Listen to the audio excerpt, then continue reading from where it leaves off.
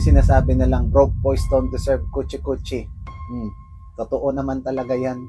Pero may mga exemptions dyan. May butas yan, may loophole para makapasok dyan. Unahin natin yung mga malilinis na exemptions. Ito yung mga babaeng talagang walang gusto sa buhay kundi magmahal lang.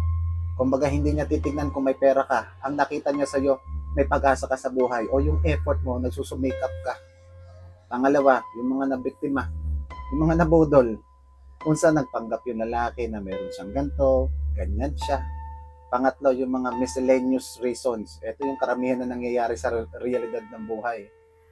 Pero kung iisipin nyo talaga, sobrang hirap para sa isang broke boy na makatagpo o tanggapin siya ng isang high-value woman. Dahil alam naman natin lahat, no? Pagdating sa babae, karamihan dyan, hypergamy. Yung pag ang gusto nilang lalaki makasama sa buhay nila, laging mas matangkad, mas matalino, mas may kaya, mas mabilidad sa kanila. Nagiging madali lang yan pag nagustuhan ka ng babae. She will make everything easier for you. Nandiyan na yung attraction na tinatawag natin, napugian sa'yo, natangkaran, nagandahan sa katawan mo, matalino ka, magaling ka sa kama, at yung minsan yung tindig, yung angas.